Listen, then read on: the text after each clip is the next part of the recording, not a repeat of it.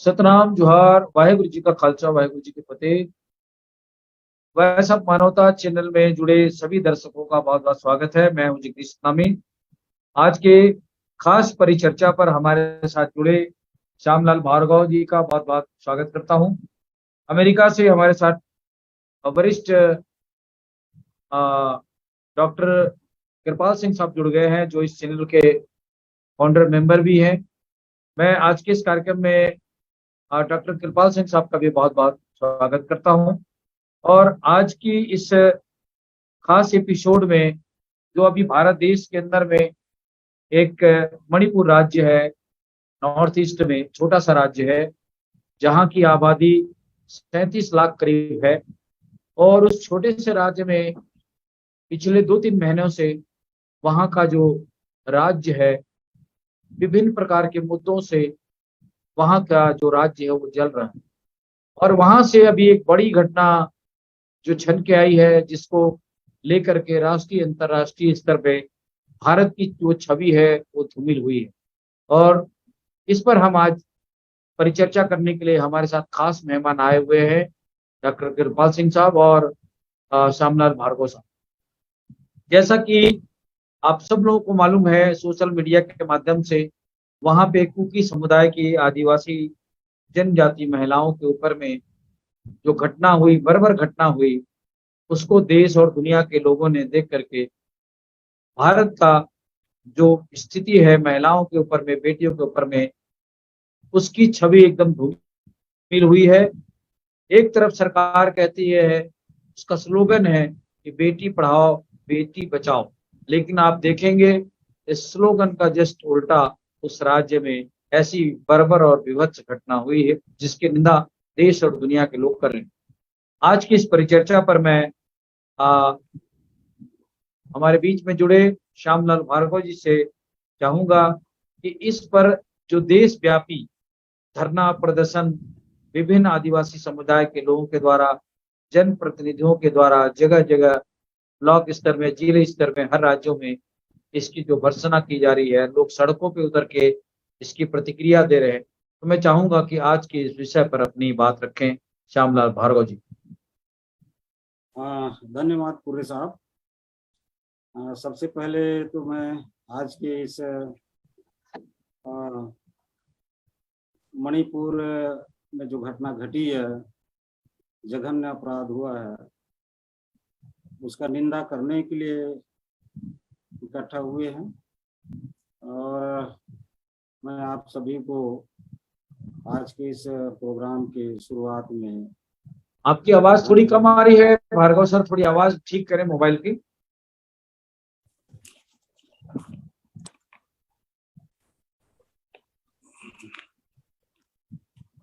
आप सभी को धन्यवाद देता हूं।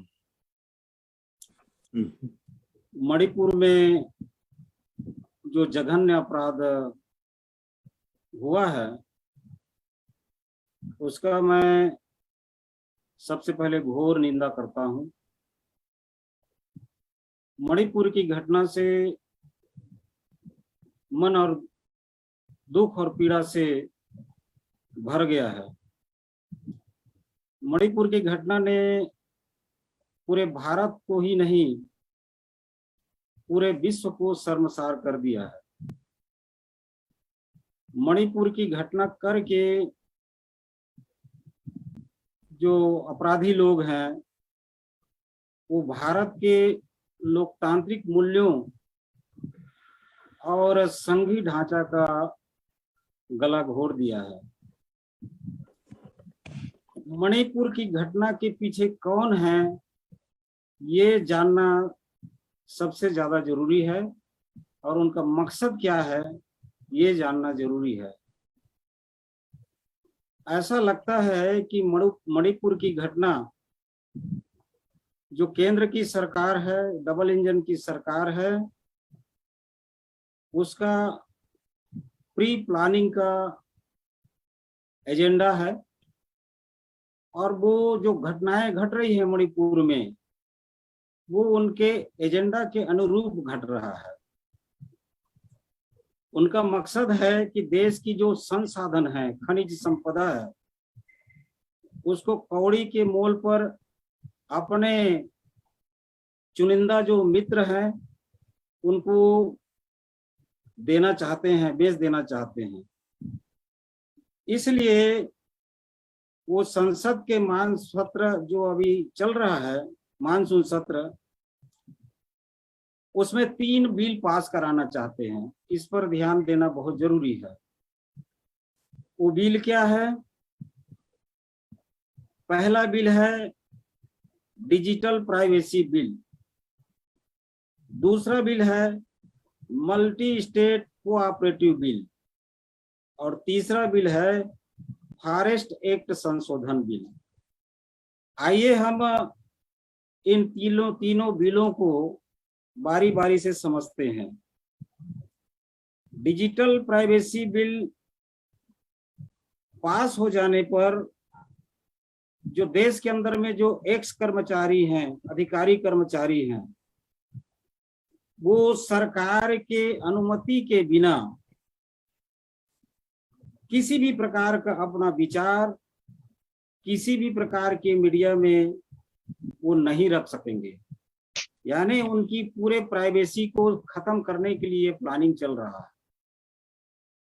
अगर वो ऐसा करते हुए पकड़े गए तो उनको जो मिलने वाला पेंशन है उस पेंशन को बंद कर दिया जाएगा। इतना बड़ा खतरनाक और घातक बिल अभी के सत्र में लाया जा रहा है।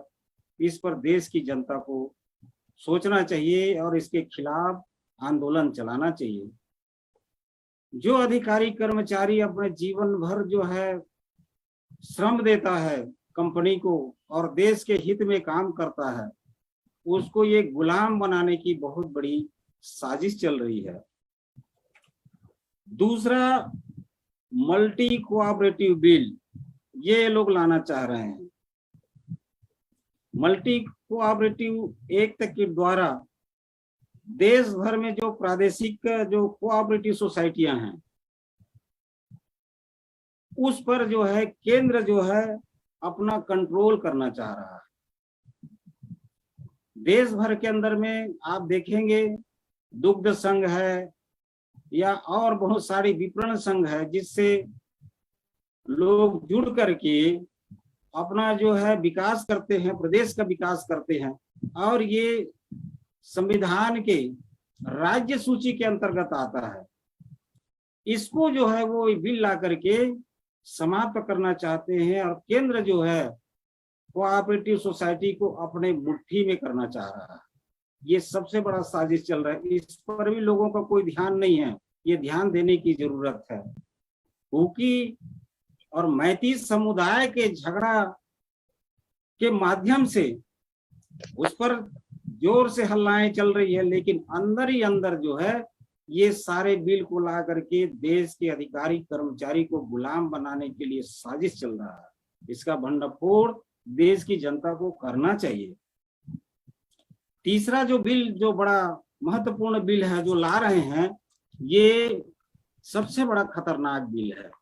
इसी पर सारा जो है, जो मणिपुर की जो घटना है वो टिका हुआ है। कुकी समुदाय और मैती समुदाय की झगड़ा इसी बिल के कारण जो है वो कराए रहे हैं। ये बिल क्या है? फॉरेस्ट एक्ट संशोधन बिल। इसको समझें, फॉरेस्ट एक्ट संशोधन बिल क्या है। सन 1917 में 2017 में जियोलॉजिकल सर्वे ऑफ इंडिया ने सर्वे करके बताया, ये 17 की घटना है। उन्होंने ये बताया कि मणिपुर के जो हिल एरिया है, पहाड़ियां हैं, उसमें ऐसे 18 प्रकार के मिनरल्स हैं जो रेयर हैं और बेशकीमती है। जैसे कापर है, मैग्नीज है, लिथियम है, प्लेटिनम है, कोबाल्ट है, यूरेनियम है आदि ऐसे 18 प्रकार की जो मिनरल्स है, खनिज संपदा है, उसको उन्होंने खोज करके बताया। जब उन्होंने खोज करके बताया तो 1919 में, 2019 में 2 साल के बाद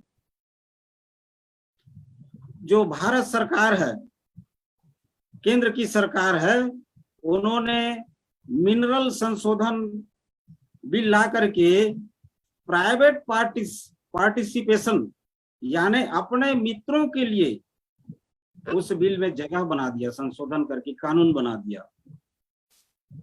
और उस कानून बनाने के तुरंत बाद हमारे देश के अंदर में 1955 से SSUR पोक्रेशन कंपनी, जो उस एरिया के हिल एरिया में थोड़ा बहुत खनिज संपदा के दोहन पर काम कर रहा था, सरकारी कंपनी था, प्रॉफिटेबल कंपनी था, किसी भी प्रकार की कोई वहां पर लॉस नहीं था उनको। उस कंपनी को सडनली 2020 में वेदांता कंपनी, जो अनिल अग्रवाल की कंपनी है, उसको मात्र 10 करोड़ रुपया में टेक ओवर दे दिया। इतना बड़ा साजिश चल रहा है। बीजेपी का हिडन एजेंडा यही है कि वो जो हिल एरिया में जो आदिवासी बसे हुए हैं उनको किसी भी तरीके से खाली कराना और खाली करा करके वहां के जो संपदा है, खनिज संपदा है, उसको अपने जो मित्र हैं, अडानी है, अंबानी है, डालमिया है, सिंघानिया है, टाटा है, ऐसे जो उनके मित्र कंपनी है, पूंजीपति कंपनी है, उनको देना है। इसके लिए सारा फसाद वो करा रहा है, कुकी और मैती समुदाय में वो झगड़ा करा रहा है। हालांकि कुकी और मैती समुदाय की झगड़ा बहुत पुरानी है, ये जब से देश आजाद हुआ तब से ये झगड़ा है। जब देश आजाद हो रहा था, अंग्रेजों ने उनको कहा था कि यदि आप जो है भारत के साथ रहना चाहते हैं तो उसके लिए भी आप आजाद हो, यदि आप पाकिस्तान के साथ जाना चाहते हैं तो उसके लिए भी आप आजाद हो, यदि आप इंडिपेंडेंट स्वतंत्र रूप से अपना देश बनाना चाहते हैं तो भी उसके लिए आप आजाद हो, अंग्रेजों ने कहा था। उस समय की राजा, मणिपुर की राजा ने एक जनरल सर्वे कराया था और वो सर्वे में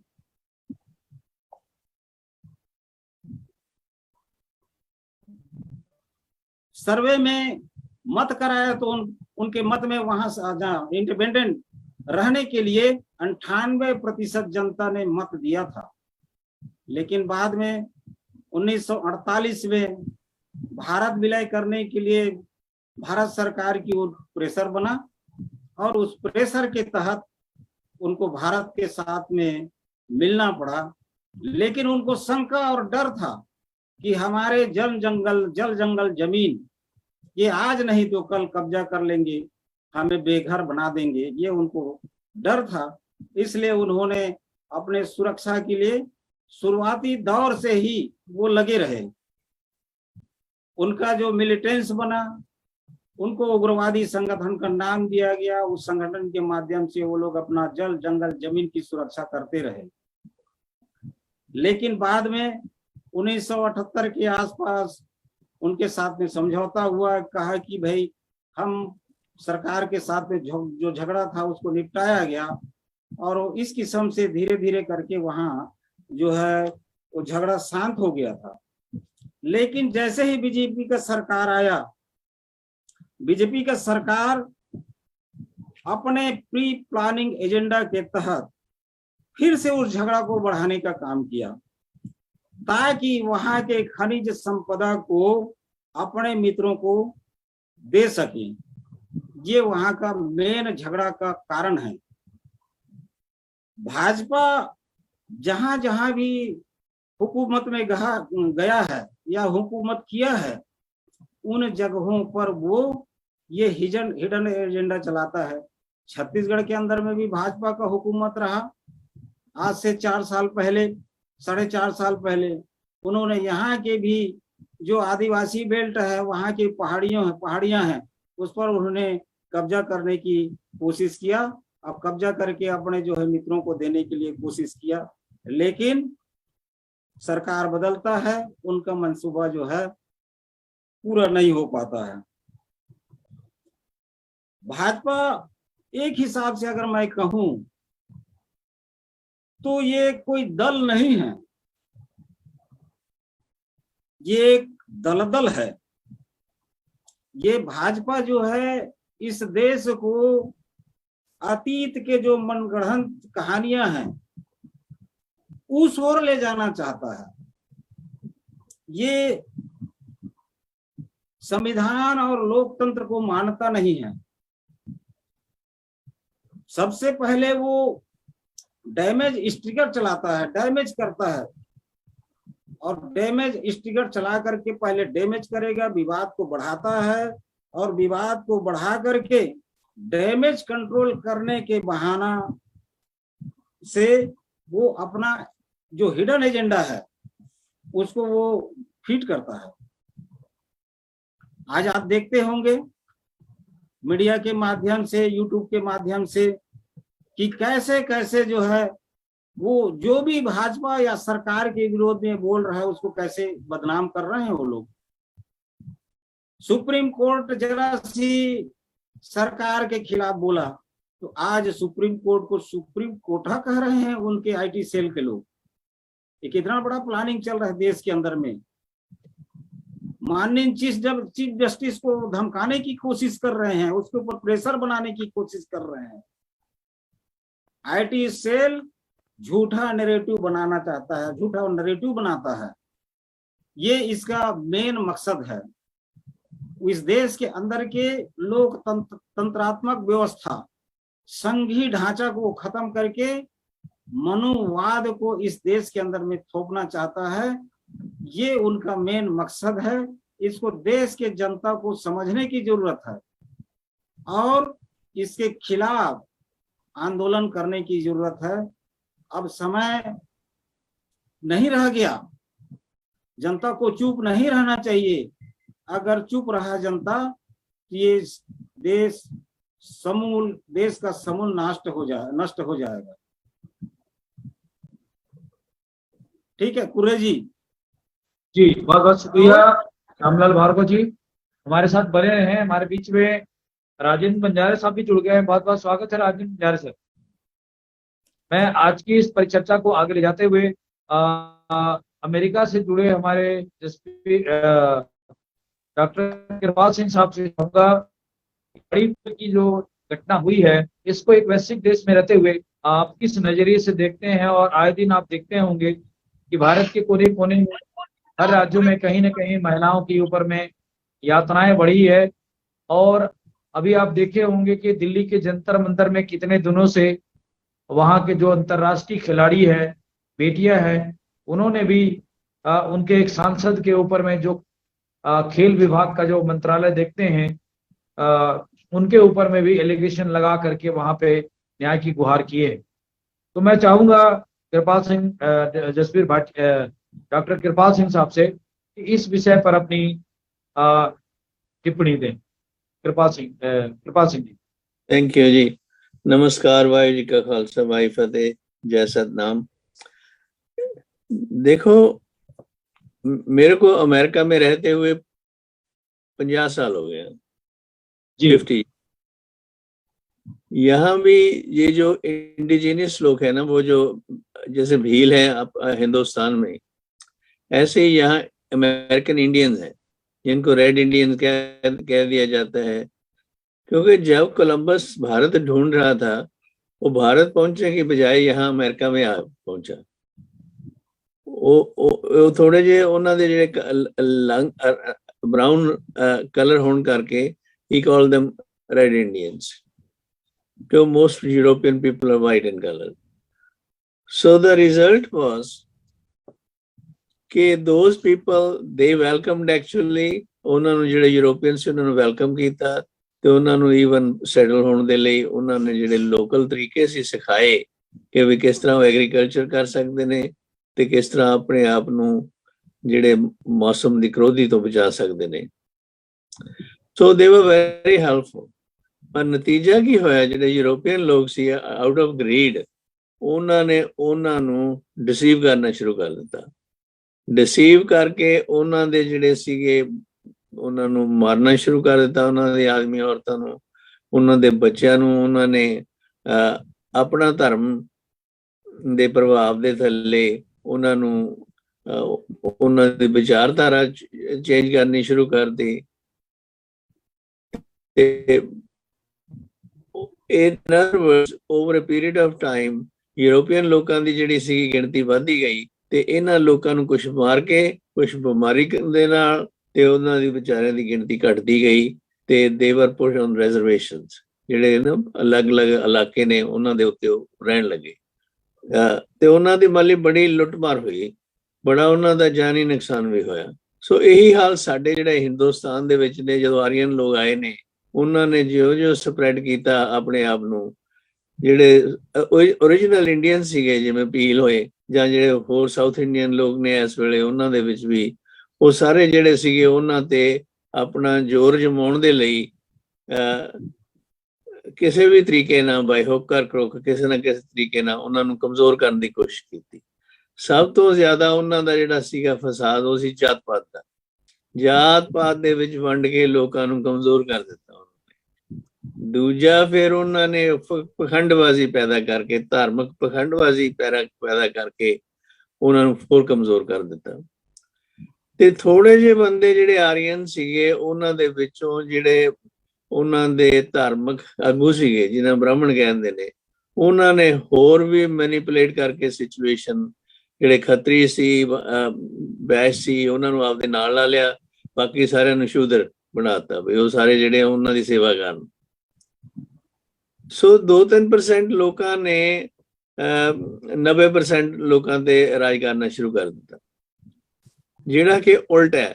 ਜਿਹੜੇ ਦੂਜੇ ਯੂਰੋਪੀਅਨ ਕੰਟਰੀ ਨੇ ਜਾਂ ਅਮਰੀਕਾ ਨੇ, ਉੱਥੇ ਜਿਹੜੇ ਵਰਕਰ ਲੋਕ ਨੇ ਉਹ ਜਿਹੜੇ ਨੇ ਹੈ ਨੇ ਪਾਵਰਫੁਲ, ਤੇ ਜਿਹੜੇ ਅਮੀਰ ਬੰਦੇ ਨੇ ਜਾਂ ਜਿਹੜੇ ਧਾਰਮਿਕ ਬੰਦੇ ਨੇ ਉਹਨਾਂ ਦੀ ਗਿਣਤੀ ਜਿਹੜੀ ਹੈ ਉਹ they have representation, ਪਰ they are not the ones ਕਿ ਜਿਹੜਾ ਕੋ all the power ਉਹਨਾਂ ਦੇ ਕੋਲੇ ਨਹੀਂ ਹੱਥ ਦੇ ਵਿੱਚ। ਸੋ ਇਹ ਬੜਾ ਆਪੋਜ਼ਿਟ ਸਿਸਟਮ ਹੈ ਇੰਡੀਆ ਦੇ ਤੇ ਭਾਰਤ ਦਾ। ਨੌ ਚਾਹੇ ਇਹ ਕਿਹਾ ਜਾਂਦਾ ਵੀ ਭਾਰਤ ਜਿਹੜਾ ਸਾਰਿਆਂ ਦੀ ਲਾਰਜੈਸਟ ਡੈਮੋਕ੍ਰੇਸੀ ਹੈ, ਤੇ ਪਹਿਲੀ ਡੈਮੋਕ੍ਰੇਸੀ ਜਿਹੜੀ ਅਮਰੀਕਾ ਦੇ ਵਿੱਚ ਸ਼ੁਰੂ ਹੋਈ, ਪਰ ਅਸਲੀਅਤ ਇਹ ਆ ਕਿ ਵੀ ਨਾ ਤਾਂ ਜਿਹੜੀ ਡੈਮੋਕ੍ਰੇਸੀ ਹੈਗੀ ਹੈ ਇਧਰ ਹਿੰਦੁਸਤਾਨ ਦੇ ਵਿੱਚ ਆ, ਨਾ ਹੀ ਹੈਗੀ ਹੈ ਇਹ ਬਾਹਰਲੇ ਮੁਲਕਾਂ ਦੇ ਵਿੱਚ ਵੀ।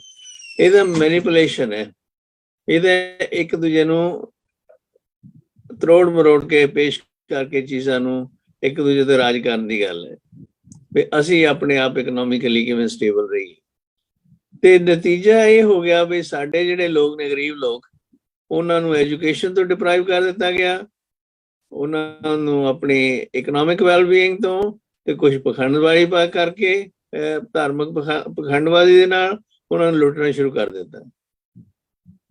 So that's what I C the problem. ਉਹੀ ਹਾਲ ਜਿਹੜਾ ਹੈਗਾ ਮਨੀਪੁਰ ਦੇ ਵਿੱਚ ਹੀ ਹੈ, ਉਹੀ ਸਾਊਥ 'ਚ ਹੈ, ਉਹੀ ਬਾਕੀ ਥਾਵਾਂ ਤੇ ਹੋ ਰਿਹਾ। ਤੇ ਜਿਵੇਂ ਸਤਨਾਮੀ ਅੰਦੋਲਨ ਸੀਗਾ, ਉਹਨਾਂ ਨੇ ਮੁਗਲਾਂ ਦੇ ਵਿਰੁੱਧ ਲੜਾਈ ਕੀਤੀ ਤੇ ਉਹਨਾਂ ਨੂੰ ਚਣੇ ਚਵਾਏ। ਜਿਵੇਂ Shivaji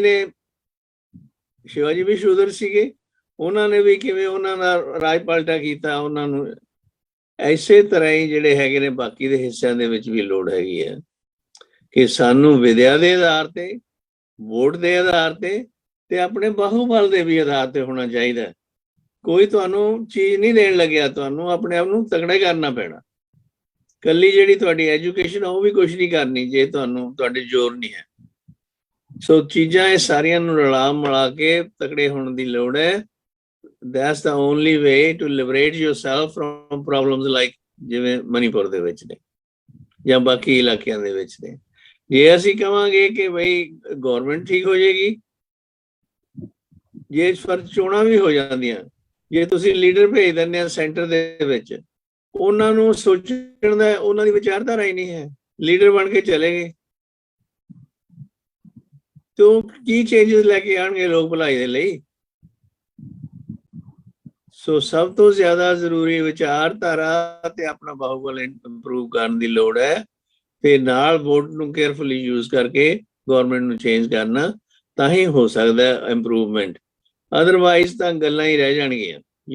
this is like making cakes by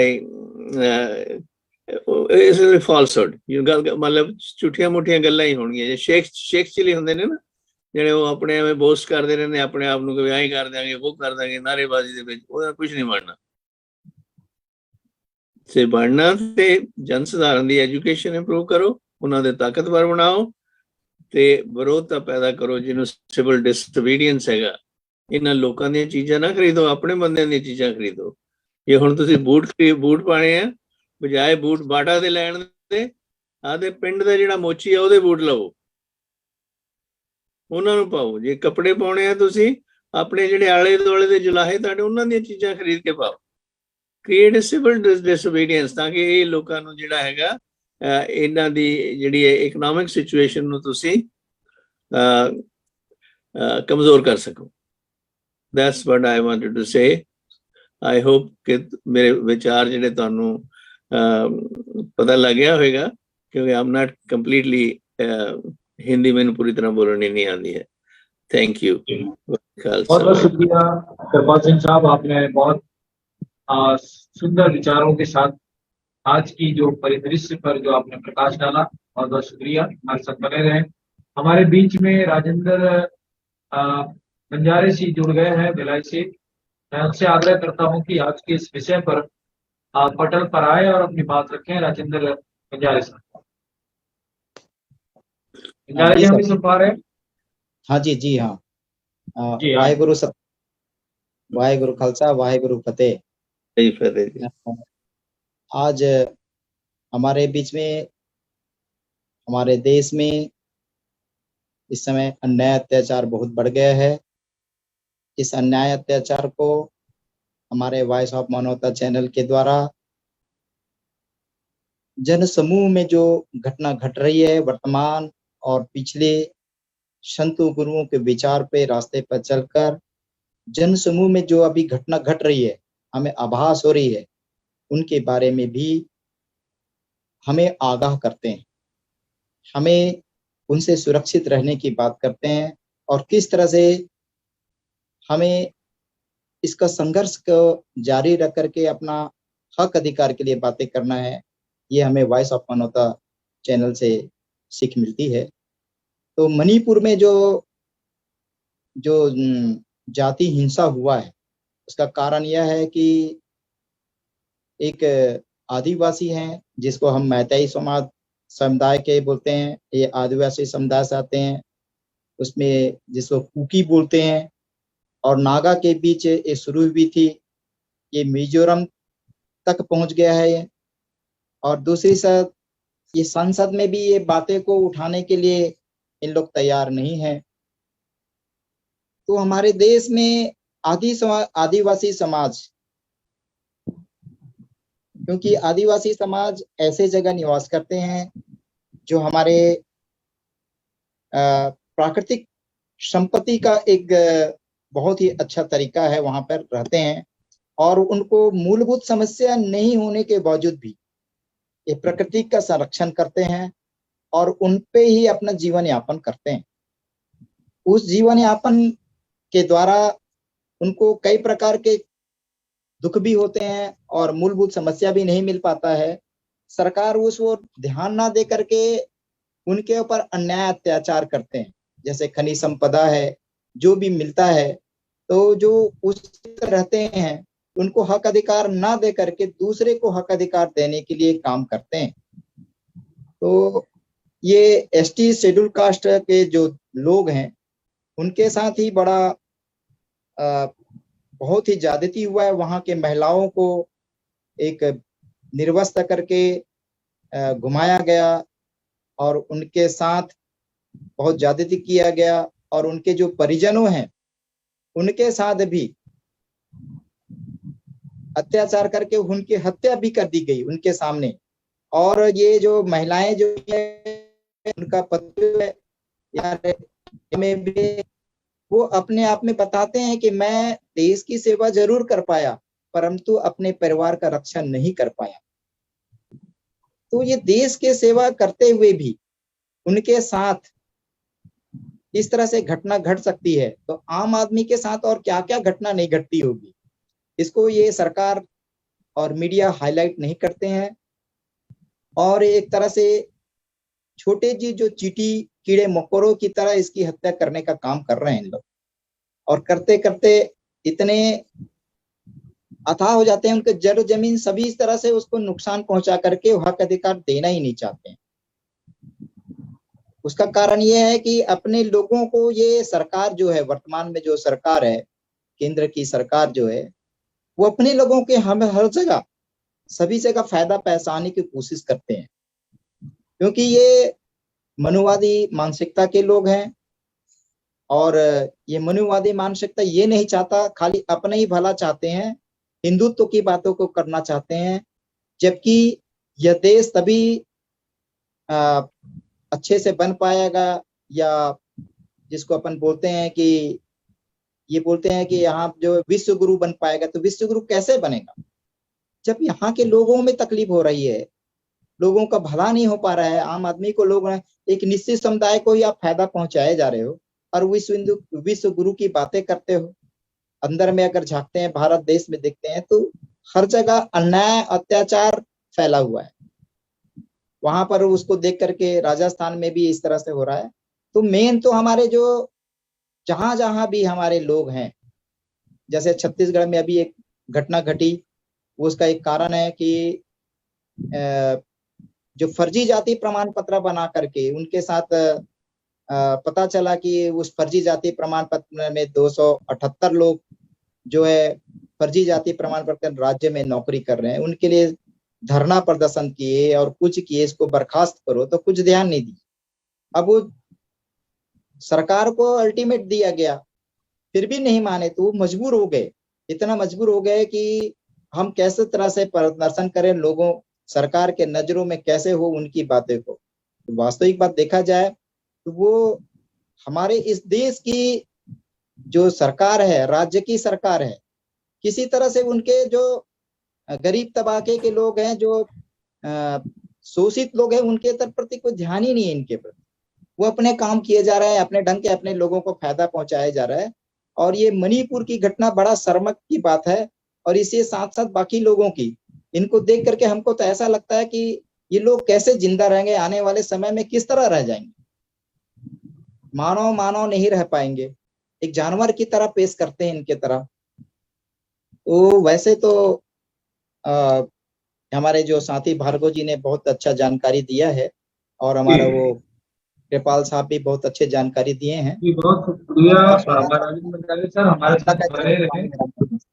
बहुत शुक्रिया, आपने बहुत अच्छे विचारों को हमारे इस पटल पर रखने की कोशिश की है। मैं फिर से श्यामलाल भार्गव जी के पास में लौटना चाहूंगा। हमारा समय 15 मिनट है, और इस परिचर्चा का सारा गर्भित उद्देश्य ये है कि देश के अंदर में जो हालात है, उससे हमारे जो SC/ST OBC के लोग की जो जीवन यापन है, चाहे खास करके आदिवासियों के ऊपर में, चाहे वो बस्तर का मामला हो, चाहे अन्य क्षेत्रों का मामला हो, इसको लेकर के कहीं न कहीं जो ये घटनाएं हो रही है, इसको जो इंटरनेशनल ह्यूमन राइट के द्वारा भी काफी इसकी निंदा की गई है। और भारत में हमारा जो इतना बड़ा संवैधानिक संविधान के होते हुए भी, नियम कानून के होते हुए भी ऐसी घटनाएं लगातार घट रही है। और जब कोई घटना घट जाती है तो वो एक राजनीति का केंद्र बिंदु बन जाता है, लेकिन इस यातना को सहने वाले, भोगने वाले लोगों के ऊपर में क्या बीतती है, ये मानवीयता के ऊपर में झकझोर करने वाली बातें हैं। तो इसको लेकर मैं फिर से श्यामलाल भार्गव से आग्रह करना चाहूंगा कि देश के इस लोकतंत्र में आदिवासियों का, SC/ST OBC के सांसदों का भी जमावड़ा देश के उस संसद में कम नहीं है। लेकिन मुझे लगता है कि एक भी आदिवासी, यहाँ तक कि भारत देश में एक आदिवासी राष्ट्रपति भी है, उसके बावजूद भी, इतने जनप्रतिनिधि होने के बावजूद भी, इन समाज के ऊपर में, अनुसूचित जाति समाज के ऊपर में अन्याय, अत्याचार, जुल्म होने के बावजूद भी किसी भी आदिवासी समाज के सांसद ने, मंत्री ने कोई आवाज बुलंद नहीं की। अगर चाहते तो ये सरकार को गिरा सकते थे, इतनी इनकी संख्या है। लेकिन किसी भी आदिवासी जनप्रतिनिधि ने, MP MLA ने, राज्यसभा के सांसद ने, इतनी बड़ी घटना होने के बावजूद भी वो चुप रहे, और संविधान इन्हें इतना बड़ा हक अधिकार भी देता है, उसके बावजूद भी ऐसी घटना को आप किस नजर से देखते हैं, Shyamlal Bhargava? Thank you sir. अगर इस समस्या से निपटना है तो जो SC ST OBC के लोग हैं उनको बीजेपी और RSS के विचारधारा को ठीक ठीक समझना होगा। बीजेपी और RSS की विचारधारा एक चालक अनुवर्तिका के विचारधारा पर चलता है, यानी एक चालक होगा, सरसंचालक, और उसके इर्द गिर्द जो है 5-7 उद्योगपति होंगे, पूंजीपति होंगे, और बाकी जो जनता है वो जनता सिर्फ उनके गुलामी करेगा, और उस जनता को शिक्षा से दूर रखा जाएगा। जी, ये मुसोलिनी और हिटलर की विचारधारा है। इस विचारधारा को लेकर के RSS, विश्व हिंदू परिषद और बीजेपी चल रहा है। देश के अंदर में ऐसा वो परिवर्तन लाना चाह रहा है, एक चालक अनुवर्तिका।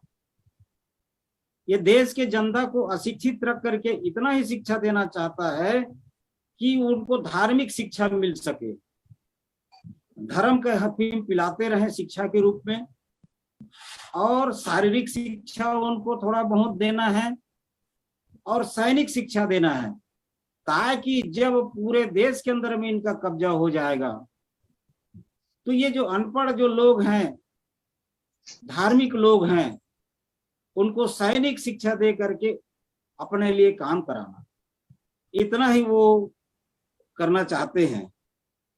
तो इन बातों को बड़ी गंभीरता पूर्वक देश के SC ST OBC को समझना होगा।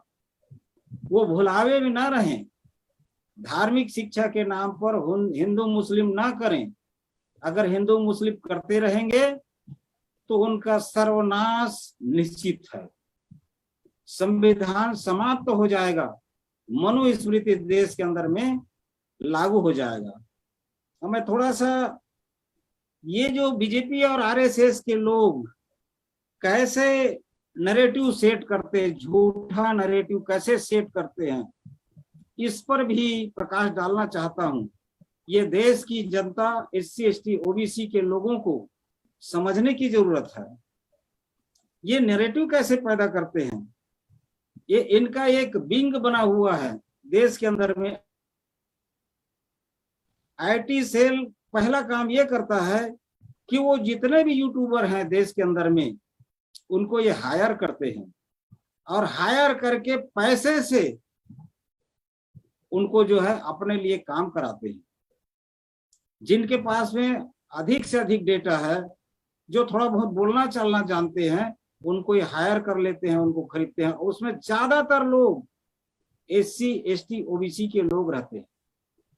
मैं कहना चाहता हूं SC ST OBC के लोगों को, आप इनके बहकावे में ना आए, इनके थोड़े से लालच में ना फंसे, और समाज के खिलाफ इनके जो झूठा नैरेटिव है उसको न फैलाएं। अन्यथा ये देश तो बर्बाद होगा ही होगा, लेकिन देश के साथ में हम सब जुड़े हुए लोग हैं, हम सब बर्बाद हो जाएंगे। ये क्या करते हैं, प्रोएक्टिव मैसेज में हर समय जो है ये लगे रहते हैं। एनी टाइम ये लोग जो है अटैकिंग मोड में रहते हैं। आप देखते होंगे टीवी में कैसे अटैक करते हैं।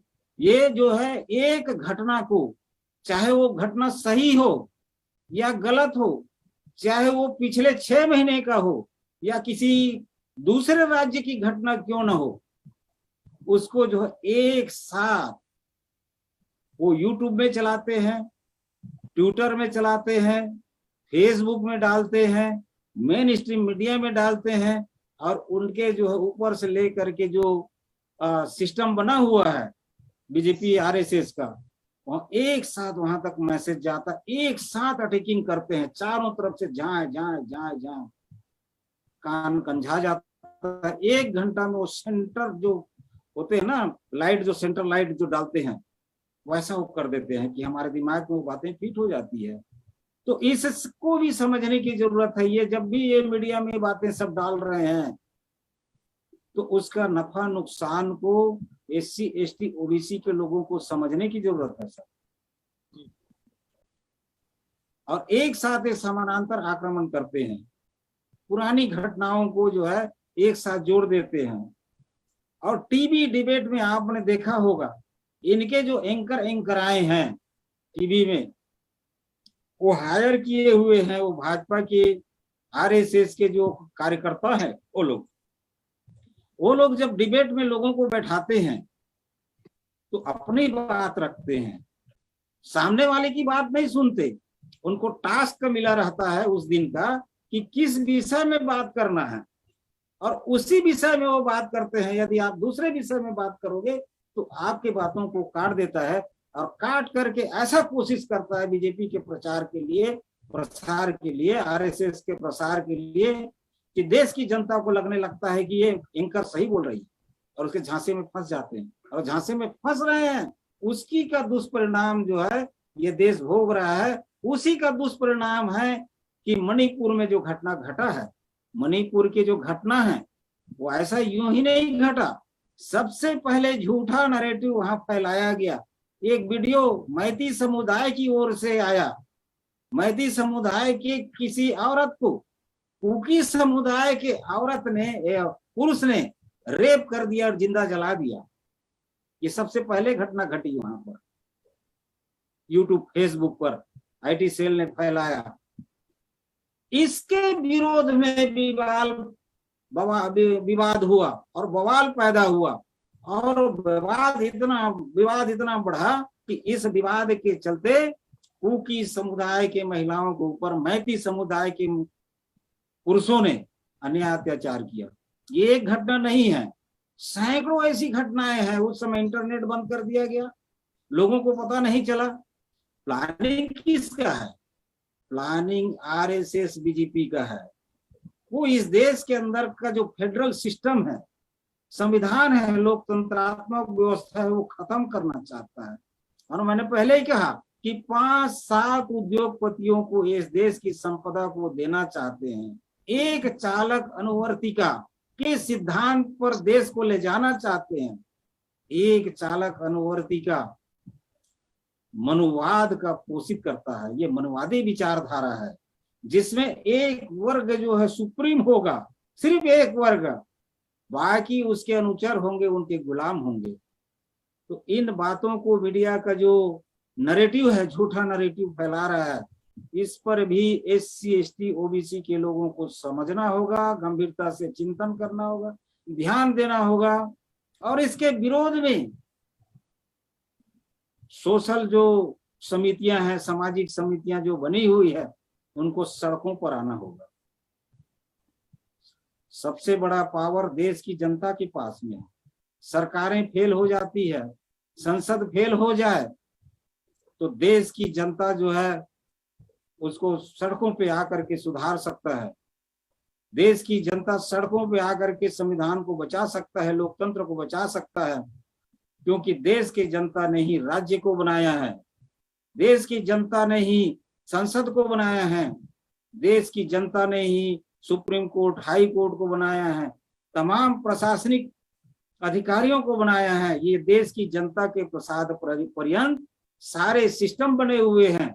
देश के जनता ने ही राज्य को पावर दिया है, और देश के जनता के हाथ में ही राज्य निरंकुश न हो जाए उसकी शक्तियां देश के संविधान में दिया गया है। अपने ताकत को देश की जनता को समझना होगा, तब जाकर के इस विषम परिस्थिति से निपटा जा सकता है। पढ़ सकते हैं। जी जी। इसकी जनता आज से के अनुरोध है। जी बहुत शुक्रिया श्यामलाल भार्गव जी, हमारा समय कंप्लीट हो चुका है। आज की इस महत्वपूर्ण परिचर्चा पर आप लोगों ने बहुत ही संजीदा से विचार आज के इस पटल पर रखे। संवैधानिक रूप से आपने अपनी बातों को रखा। राजेंद्र प्रसाद बंजारे जी का बहुत बहुत शुक्रिया। डॉक्टर कृपाल सिंह जी का भी बहुत बहुत शुक्रिया, उन्होंने भी अपने विचार आज के इस पटल पर रखे। और खास करके आज के इस मुख्य वक्ता के रूप में श्यामलाल भार्गव जी ने आज की इस मुख्य विषय पर अपनी विचार केंद्रित किए। आप सभी लोगों का बहुत बहुत धन्यवाद, शुक्रिया। आने वाले समय में फिर भी ऐसी कोई ज्वलंत मुद्दों को लेकर वाइस ऑफ मानवता चैनल के साथ फिर हाजिर होंगे। तब तक के लिए दर्शकों से गुजारिश है कि हमारे समय समय पर ज्वलंत मुद्दों पर हो रही प्रतिक्रिया एपिसोड पर अपने विचार और राय से हमें अवगत कराएं, ताकि हम नए नए ज्वलंत मुद्दों पर बेबाक और सच्ची बात पूरी मानवता के लिए हम ला सकते हैं, परिचर्चा कर सकते हैं। तब तक के लिए आज के इस कार्यक्रम को यही समाप्त करने की अनुमति चाहते हैं। आज के इस कार्यक्रम के प्रायोजक कृपाल सिंह साहब का, मेघराज जी का, जसवीर भाटिया साहब का बहुत बहुत शुक्रिया। आप सब लोगों को बहुत बहुत धन्यवाद। सतनाम, जोहार, जय भीम, नमो बुद्धाय, वाहिगुरु जी का खालसा, वाहिगुरु जी की फतेह। सभी मेहमानों का शुक्रिया, बहुत बहुत धन्यवाद।